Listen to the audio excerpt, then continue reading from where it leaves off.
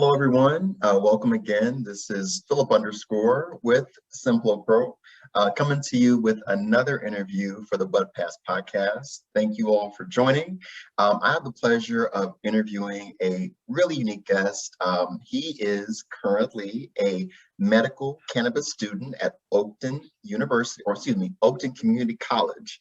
And my guest is Dennis Vlahoulis, who is currently a Chicago native and in the program. And so he's going to be able to talk to us about his experience as someone going to school for medical cannabis and what his experience has been, what he's looking to do once he completes the program, and overall his career journey and why he wanted to venture into cannabis. So without further ado, I want to welcome Dennis. How you doing, man? Hey, Philip. Thank you so much. I appreciate your time today, and thanks for getting my name pronunciation right. I appreciate that. Listen, I took some time to practice, man. I wanted to make sure, but it wasn't that hard. No. Thank you for your time. So just for general practices, kind of tell us a little bit more about you, where you're from, and kind of how did you get started with going to school for medical cannabis? Yeah, so it has definitely been a very unconventional education path that I've taken. From when I was really, really young, I had ambitions about being a physician. And then as I got older, I was like, oh, that's a lot of schoolwork. I don't know if I'm committed to something like that. And also I've gone through a lot of health issues, not just myself, but just in my family. So kind of the idea of becoming a physician kind of got a little sour.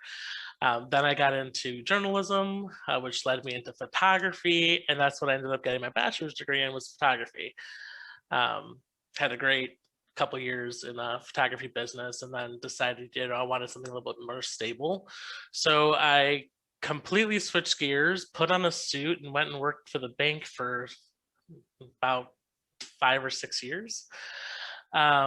So eventually COVID came around, and I decided I needed to take some time away from work. And I ended up leaving the financial service industry altogether and thinking to pursue medical cannabis. And the reason I did that was kind of like all the great benefits that I myself have experienced with medical cannabis. Okay. So, throughout my childhood, there's been some traumas. I've been dealing with a lot of mental health issues through my childhood and into adulthood. And, when I was younger, cannabis was a really great way to just kind of escape, right? Just a way to let things kind of just calm down in the mind and kind of just go about your day. But I never really thought of it as as a treatment or as a therapy of any way, because that's just kind of not really how I was using it. That's not how I was really thinking about things at that time. Mm-hmm. But as I got older and I started to understand not only myself, but also the mental illnesses that I deal with, I kind of started to find these relations to how cannabis could help, which led to my own kind of personal research and personal discovery on the internet, which, right now has maybe some sources about cannabis that are proper studies or adequately reviewed, but they're very few and far in between. Okay. And kind of realized that I could really use this in a targeted way. And that's kind of what kind of sparked my interest to kind of shift things over. I always wanted to be in the business of people helping people. And with this new knowledge about how we can really start to target cannabis strains for specific conditions based on the molecules that are within the cannabis itself. I mean, to me, that's wild. That's opening up a whole new, forefront for medicine, and kind of goes full circle for me, right? I started off, I wanted to be a physician, didn't quite get to the physician route, but that's kind of where I want to be. I kind of want to work in a way to provide wellness to people in a way that previously was not really an option for a lot of people. Yeah, I mean, you kind of hit it on the head. I was going to reference that it is kind of full circle, because here you are able to utilize your skill set as someone that wanted to aspire to be a doctor, and medicine as a whole, I would just say kind of, especially within the States, is just kind of, oh, you have to be doctor, right, to be able to specialize within medicine, within care. But there's so many other ways to look at how to provide wellness to others. So it's great that you were able to utilize your own personal experience with cannabis as using it as a patient, as someone that's using it for care, and being able to now connect the dots with your desire to help people and pursuing this program.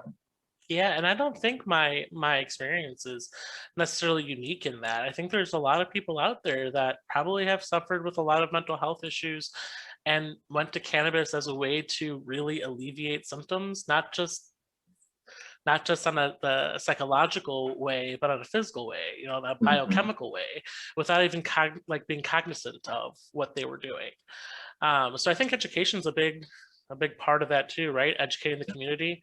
It's one of the reasons I was really happy to speak with you guys today, because the more people involved, the more people researching, the more information we're going to have, and the better everything's going to be. Yeah, and it's really about fighting a mindset at times that's been against cannabis and its properties. So it's great that, again, as we're having these discussions, that we're helping to break some of that down. Right. I think about kind of as it leads me to my next question, you kind of summarize kind of where you kind of got to this point where you wanted to move into this direction. How did you learn about the Cannabis Dispensary and Patient Care Specialist program? That's rather the name of the program, correct? Correct. Yes. Okay. All right. And how did you learn about that, as well as Oakton Community College? So it actually started with me looking for, again, a more advanced degree. So it actually began with a search to see if something existed in academia that I could either construct myself, a program that I can construct myself Mhm. at a graduate level, or a specific program that's tied to medical cannabis. Mhm. And I was surprised to find that there is a Master's of Science in Medical Cannabis through the University of Maryland. So that's kind of where it started, and I got really excited, and kind of little butterflies in your stomach because you're like, oh my god, I'm going to actually do this. But I kind of realized I was too late on the application, Okay. so I wasn't able to get in for the previous cohort, and the cohorts are 2 years long. Mm. So the next cohort starts this coming fall. Okay. My application submitted. So All right. that's kind of ultimately where I'm going to be going for at least the next couple of years, is really focusing on advanced studies, advanced research about therapeutics and the pharmacy of the whole thing.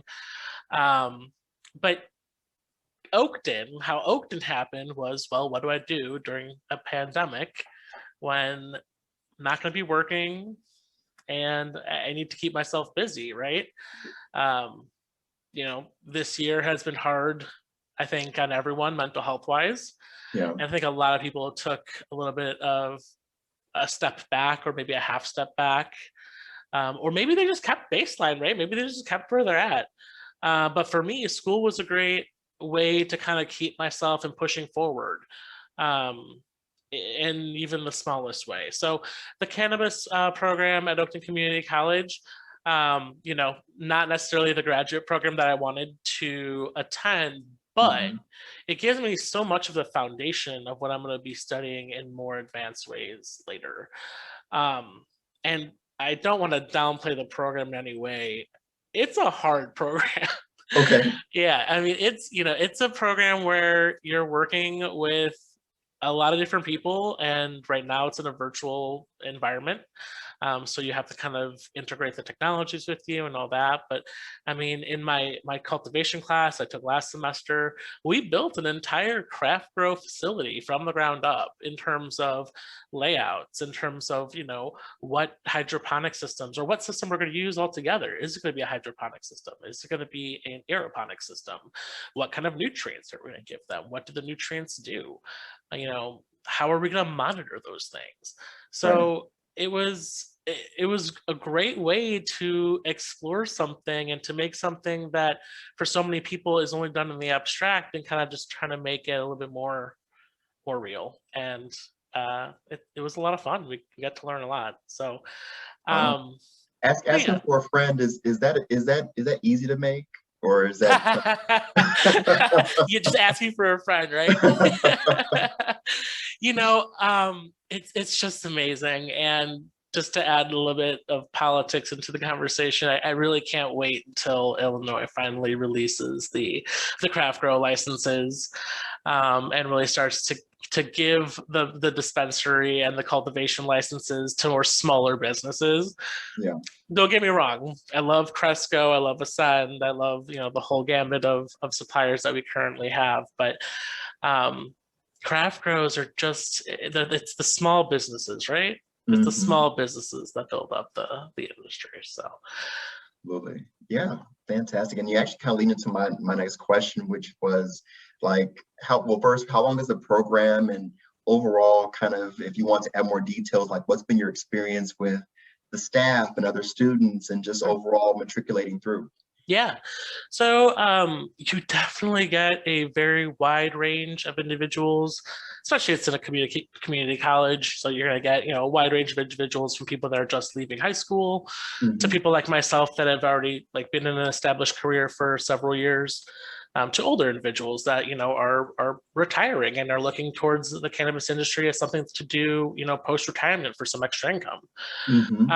So that is extremely both fun and has its own difficulties, right? But the program in and of itself, I think, has been constructed fairly well. I think the first couple classes that I took, my intro to cannabis class, it really changes your perspective on a lot of things. Okay. For the longest time, I didn't really realize that the original prohibition of cannabis was due to racial issues with people from Latin America, Mexico, and stuff like that. So I didn't have that background. I never was aware that that was really a thing.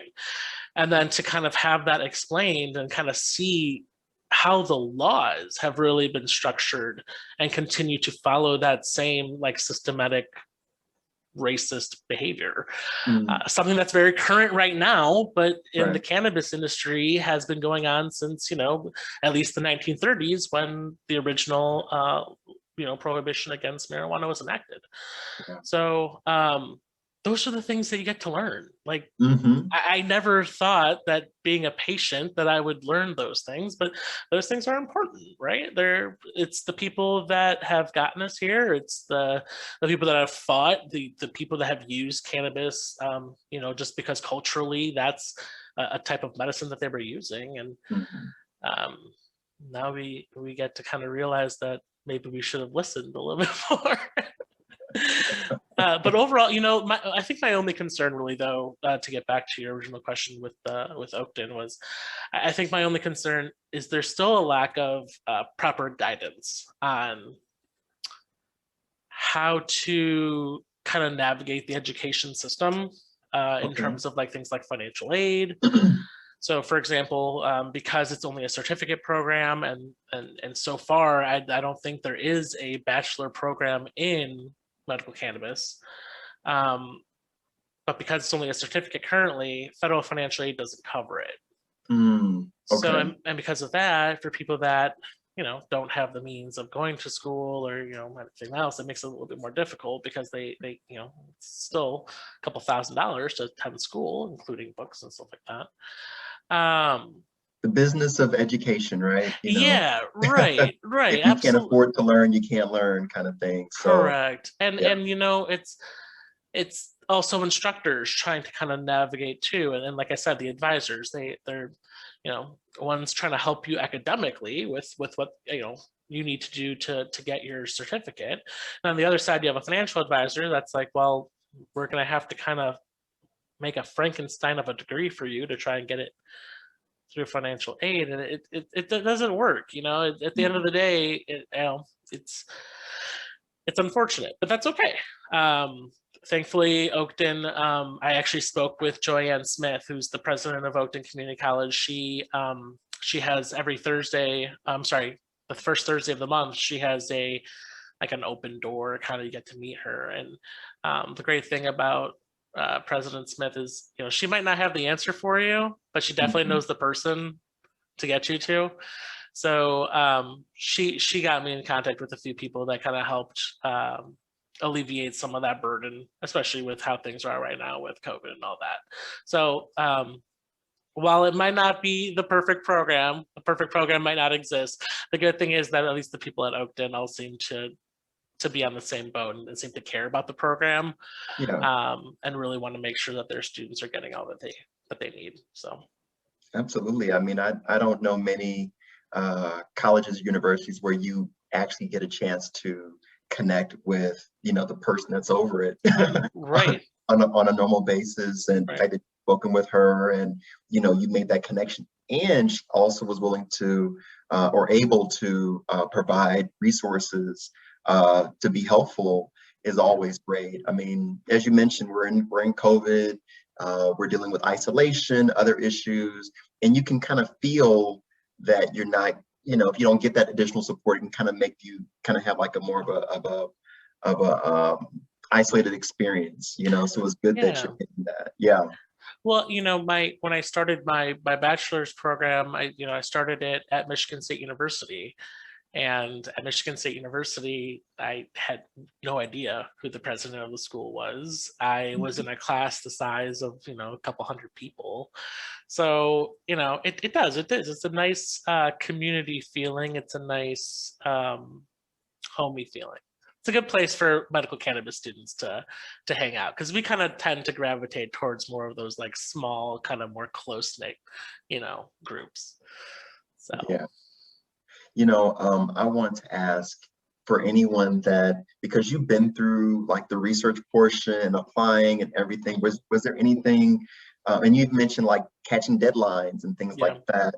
Was there any advice that you could share about, for anyone else that's looking to kind of go into a cannabis program at a college or university? Yeah. I would probably say it's good to be as prepared as you can before you actually do the actual application itself. Have your resumes updated, have all that stuff collected. But I think most importantly is document your conversations and save your emails. It's COVID, and people all across the country and across the world are overloaded in their inboxes and overloaded in their voicemails. So be patient, have a good follow-up plan. A lot of these things, you don't want these things to like kind of pass you by. So, checking in on things, giving yourself a little bit of a buffer before deadlines are due, just to make sure that everything's submitted the right way and stuff like that. You never really know what can go wrong.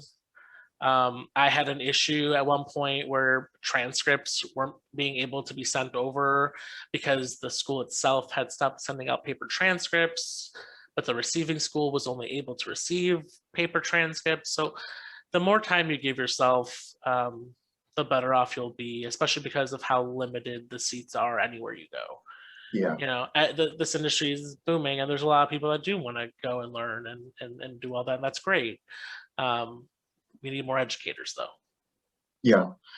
But that's what I would say. I would also say get to really, especially if you're planning on moving forward with more advanced education past Oakton, really get to know your instructors, because a lot of them are working professionals in the field. My cannabis and the law instructor, she actually works for PharmaCann within their legal department.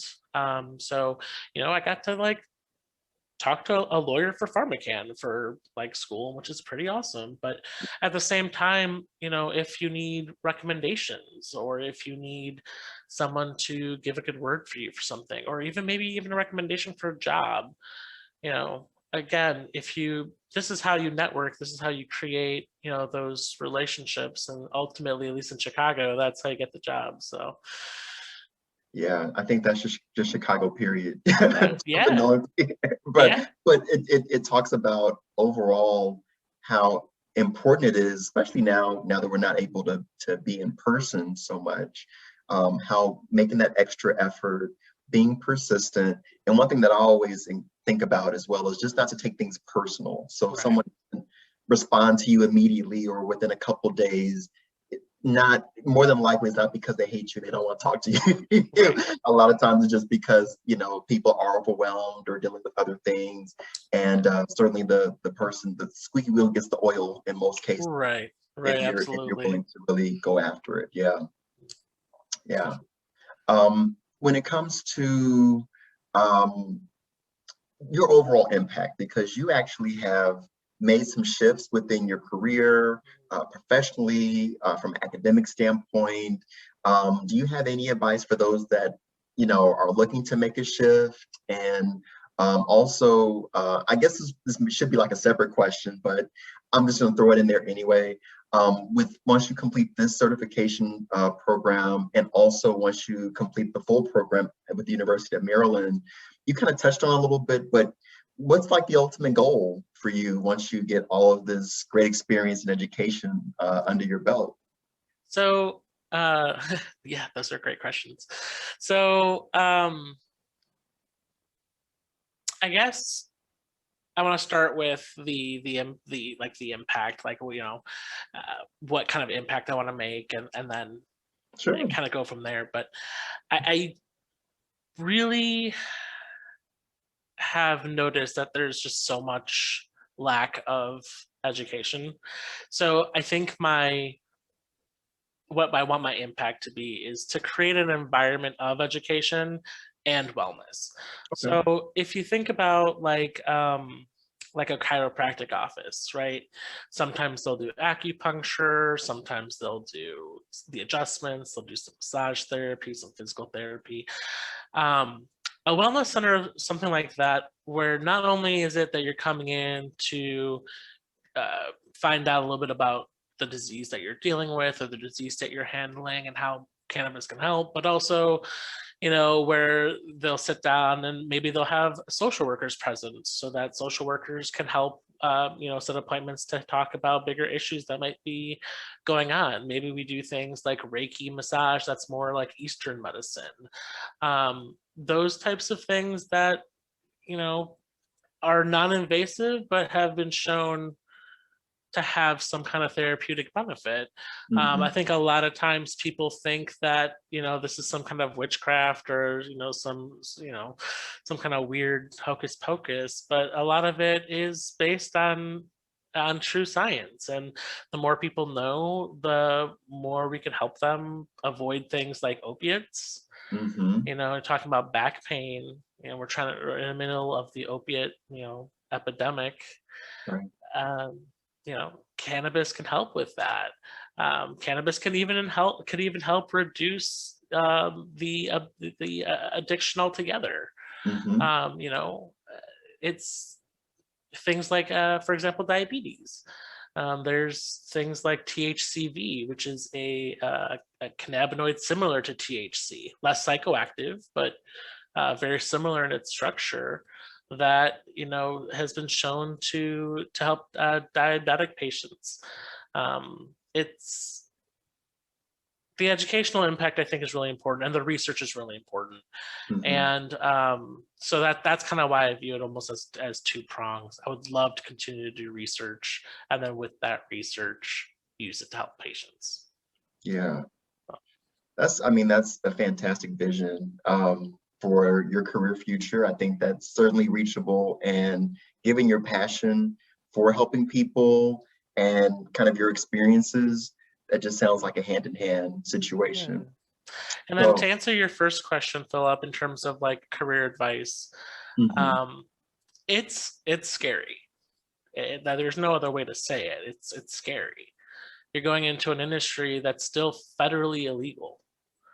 And I came from an industry that was incredibly regulated, where, you know, if any little thing that I did, even if I were to change my address, would have to be reported so that they would know where I am. You know, so it's scary because you don't know what's going to happen. Thankfully, we have a more progressive administration right now that seems like it's going to be a little bit more lenient, but that's not to say that there's not going to be another administration in a couple of years that decides to go in the opposite direction. So we really need to get Congress involved. We really need to ask our representatives, really push for more legislation, not just on the state level, but on the federal level as well.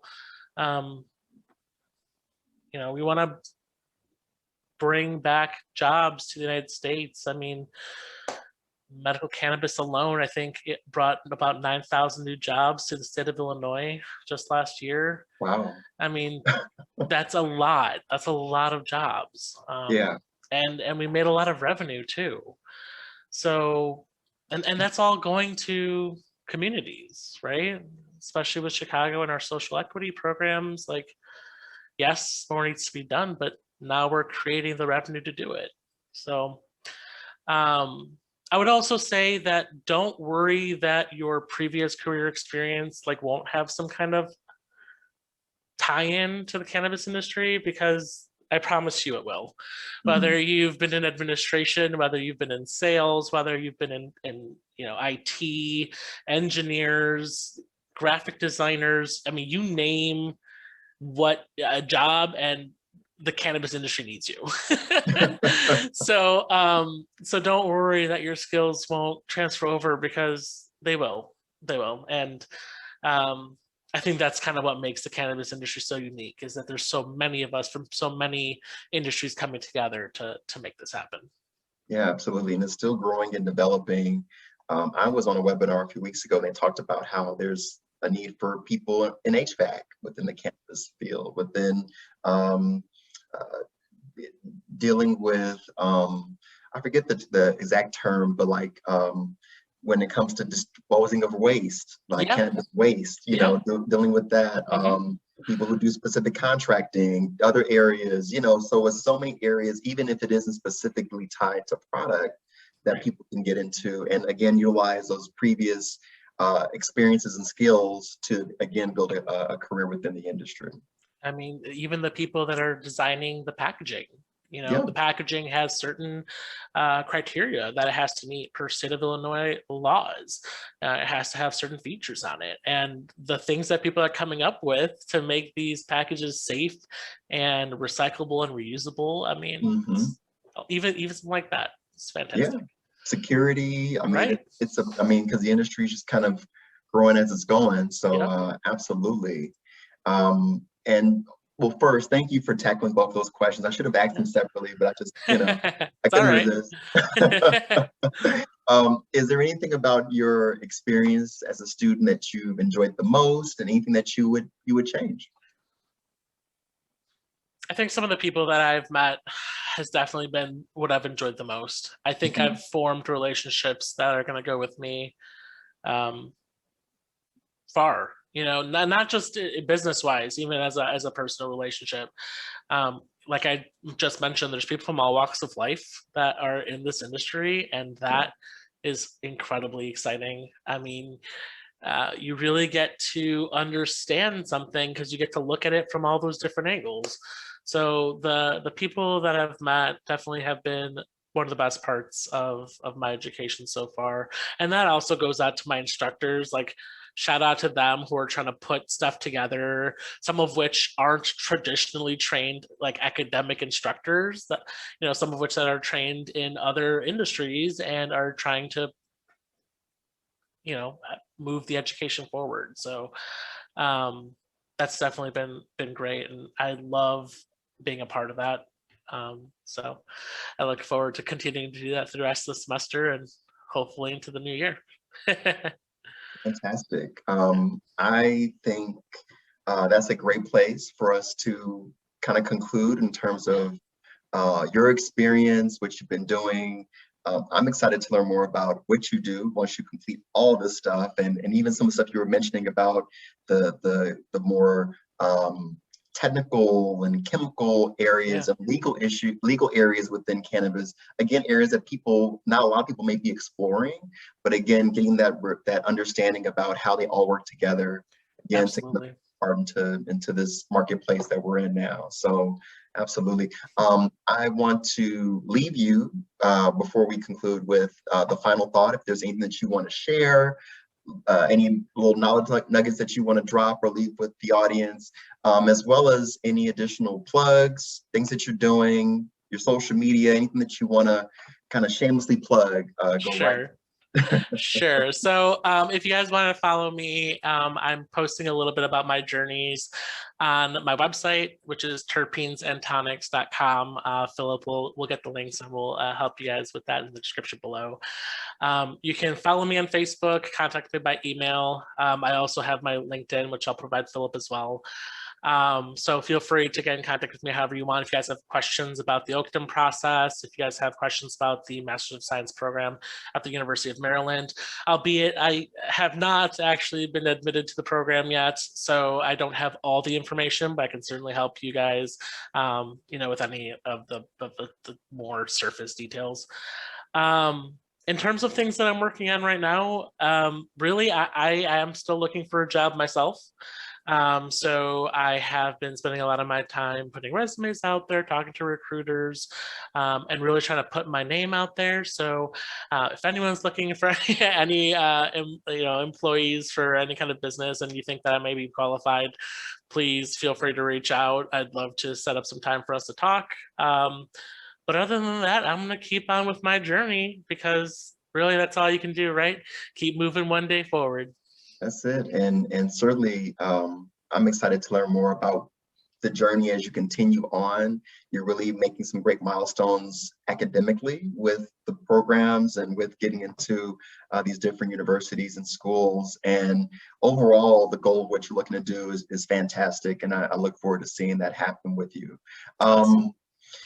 So for everyone out there, again, thank you for your time. Please connect with Dennis. He is a resource of information for those that are looking to get into a cannabis-based program, pick his brain about his experience. Also, if there are any positions that are available that you think that you can include this great individual into, please be sure to reach out to him as well. As stated, we will include all of his links and contact social media handles and things in the actual post itself.